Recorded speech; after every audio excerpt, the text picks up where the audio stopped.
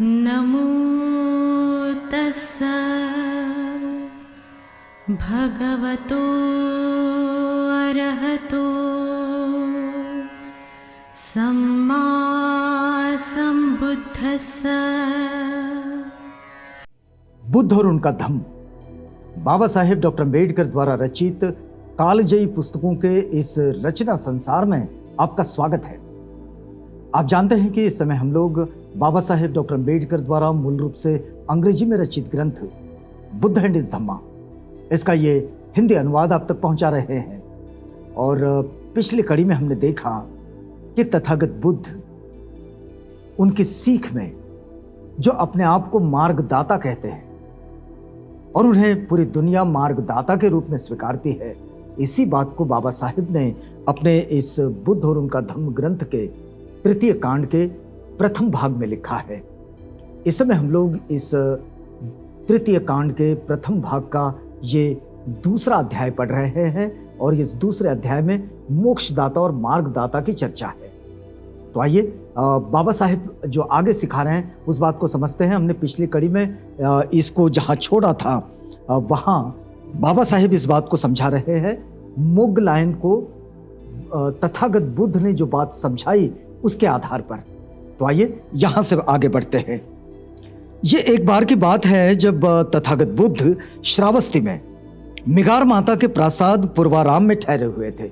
मिगार माता के प्रासाद पूर्वाराम मतलब ये श्रावस्ती में मिगार माता ने जो मिगार माता मतलब विशाखा, तो मिगार माता ने जो बुद्ध विहार बनवाया था, संघाराम बनवाया था, मतलब जहां भिक्षु संघ आराम कर सके, उसे पूर्वाराम कहते थे। तो उस पूर्वाराम में ठहरे हुए थे और उस समय ब्राह्मण मुगलान गणक तथागत के पास आया। एक गणक था, ब्राह्मण, मुगलान उसका नाम। तो मुगलान गणक तथागत के पास आया और कुशल क्षेम पूछकर एक और बैठ गया। और इस प्रकार बैठकर ब्राह्मण मुगलान गणक ने तथागत से पूछा। अब तथागत के पास आया है तो कोई ना कोई जिज्ञासा लेकर आया होगा। तो उसने तथागत से पूछा कि श्रमण गौतम, जिस प्रकार किसी भी आदमी को इस प्रसाद का परिचय क्रमशः प्राप्त होता है, एक क्रम के अनुसार एक के बाद दूसरा, यहां तक कि आदमी ऊपर की अंतिम सीढ़ी तक जा पहुंचता है, इसी प्रकार हम ब्राह्मणों का शिक्षा क्रम भी क्रमिक है, क्रमशः है, अर्थात हमारे वेदों के अध्ययन में। श्रमण गौतम, जैसे धनुर्विद्या में, उसी प्रकार हम ब्राह्मणों में शिक्षा क्रम क्रमिक है, क्रमशः है। और जैसे गणना में ये जो मुगलान है गणक, ये तथागत को अपनी कोई बात बता रहा है और वो बात के द्वारा वो ये बताने की कोशिश कर रहा है कि चीज़ें जो है वो क्रम, एक एक क्रम के साथ, मतलब एक एक स्टेप्स के साथ वो आगे बढ़ती है और ये फिर अंतिम सीढ़ी तक जा पहुंचता है। मतलब जैसे यहाँ से कोई चीज़ अगर हमने चढ़ना शुरू किए तो अंतिम सीढ़ी तक हमें उस पर जाना होता है और ये एक के बाद एक होता है। इसमें वो कहते हैं कि जब हम विद्यार्थी को लेते हैं तो हम उसे गणना सिखाते हैं। एक एकम एक, दो दूनी चार, तीन तिया 9, चार चौके 16 और इसी प्रकार 100 तक। अब श्रमण गौतम, अब देखिए प्रश्न है उसका। अब श्रमण गौतम, क्या आपके लिए भी यह संभव है कि आप ऐसे भी शिक्षण क्रम का परिचय दे सके जो क्रमिक हो, जो क्रमशः हो और जिसके अनुसार आपके अनुयायी शिक्षा ग्रहण करते हो? मुगलान का प्रश्न यह है कि हम जैसे स्टेप बाय स्टेप क्रम के द्वारा शिक्षा ग्रहण करते हैं, आगे आगे बढ़ते हैं, वेदों को समझते हैं, हमारी जो सारी चीज़ें हैं जिनको श्रुतियों को हमें समझना है उनको हम समझते हैं। क्या आपके पास, मुगलान गणक ये पूछ रहा है कि तथागत हे श्रमण गौतम, क्या आपके पास ऐसी कोई व्यवस्था है कि जो क्रमशः चलती हो और आपके शिष्य उसे क्रमशः प्राप्त करते हो, सीखते हो, समझते हो? क्या ऐसी कोई व्यवस्था है कि आपके अनुयायी इस तरह शिक्षा ग्रहण करते हो? तो तथागत ने कहा, ब्राह्मण, ये ऐसा ही है। एक चतुर अश्व शिक्षक को ही ले लो। एक चतुर अश्व शिक्षक को ही ले लो। अश्व शिक्षक मतलब घोड़ों को सिखाने वाला अश्व शिक्षक।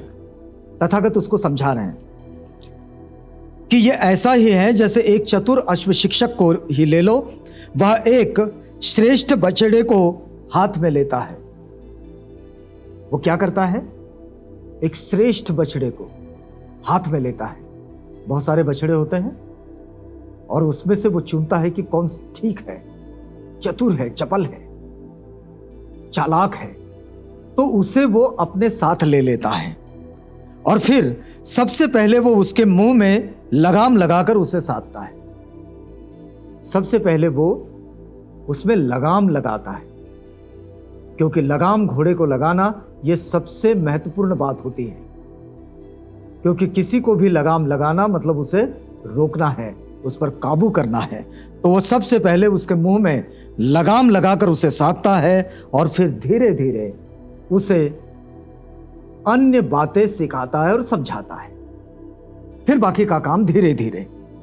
इस प्रकार है ब्राह्मण जो शिक्षाकामी है, ऐसे आदमी को तथागत लेते हैं और सर्वप्रथम यही शिक्षा देते हैं कि शीलवान हो, प्रातिमुख के नियमों का पालन करो। तथागत कहते हैं कि सबसे पहले हम ये सिखाते हैं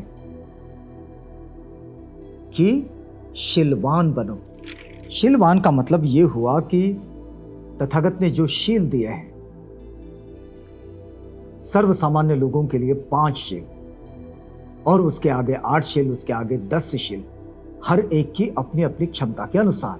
लेकिन 5 शील जो एक बेहतर समाज का निर्माण हम करना चाहते हैं या फिर एक बेहतर समाज की जो हम कल्पना करते हैं, वहां पर अगर प्रत्येक व्यक्ति इन शीलों के आधार पर अपना जीवन यापन करने लगे तो शायद किसी में कोई किसी तरह का तनाव, खिंचाव, द्वंद्व बिल्कुल ना हो। क्योंकि तथागत की शिक्षाएं 5 शीलों में बड़ी सामान्य शिक्षाएं हैं। हिंसाचार से दूर हो जाओ मतलब मैत्री में आ जाओ, चोरी ना करो, झूठ ना बोलो, व्यभिचारी ना बनो और किसी भी चीज के प्रमाद में ना फंसो। क्योंकि जिस चीज की भी लत लगती है वो लत आदमी को खराब कर देती है। तो ये जो बात है ये एक बेहतर समाज के लिए, बेहतर मनुष्य के लिए बड़ी जरूरी चीज है। इसको नियमों के रूप में तथागत ने डाल दी है। तो तथागत इस यहाँ जो मोगलान गणक है इसे समझा रहे हैं कि देखो ये जो शीलवान होना है वो शीलों का अभ्यास कर ले और पातिमुख के नियमों का पालन करे। पातिमुख का नियम यानी क्या? तो ये स्वीकारें कि मुझसे भी कोई गलती हो सकती है। बहुत सारे लोगों को ये बड़ा अभिमान होता है कि वो गलत है ही नहीं, वो गलत हो ही नहीं सकता। ये तो है ही नहीं कहीं। हर एक व्यक्ति कहीं ना कहीं हो सकता है कि कम ज्यादा हो, लेकिन गलत तो होगा। लेकिन वो जो गलत है उसने ये स्वीकार लेना चाहिए कि वो गलत है, और जो गलत हो गया है उस गलत की पुनरावृत्ति ना हो। वो जो गलती है उसको बार बार दोहराया ना जाए, इसके लिए दृढ़ संकल्पित हो जाए। पातिमुख का मतलब ये कि अपने आप में इस चीज को समझ लें कि कौन सी चीजें गलत है, कौन सी सही है, और अपने आप से जो गलती हुई है उसको रियलाइज कर ले और फिर वहां से आगे बढ़े। तो तथागत ये कहते हैं कि देखो सर्वप्रथम यही शिक्षा देते हैं कि शीलवान रहो, पातिमुख के नियमों का पालन करो, सदाचरण में दृढ़ हो जाओ, छोटे छोटे दोषों को भी बड़ा समझो।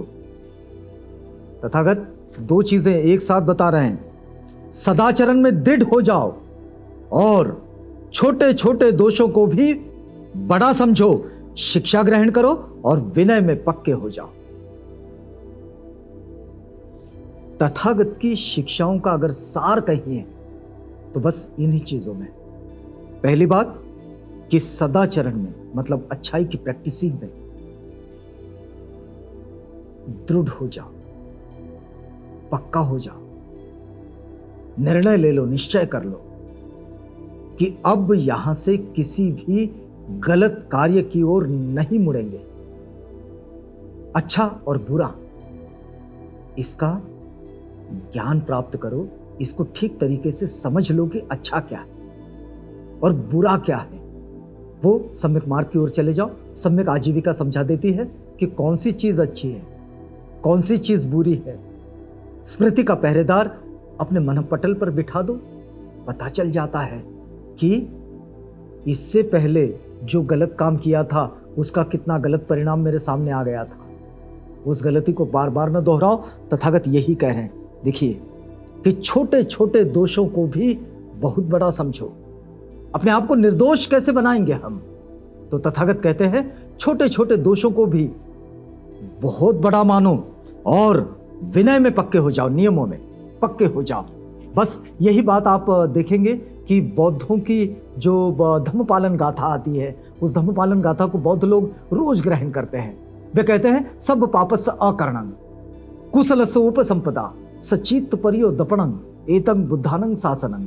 ये जो वो कहते हैं वो यही बात है। अच्छी शिक्षा ग्रहण करो। देखिए, शिक्षा ग्रहण करो, तथागत कहते हैं, और फिर कहते हैं विनय में पक्के हो जाओ।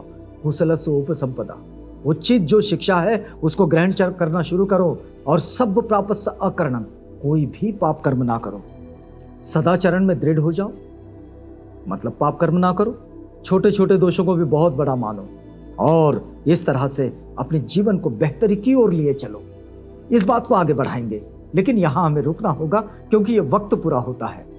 तो रुकते हैं इस वादे के साथ कि कल आपसे पुनः भेंट होगी, जब हम बुद्ध और उनका धम्म इस ग्रंथ की इस पठन पाठन की प्रक्रिया में फिर से जुड़ेंगे। तो तब तक के लिए हमें इजाजत दीजिएगा।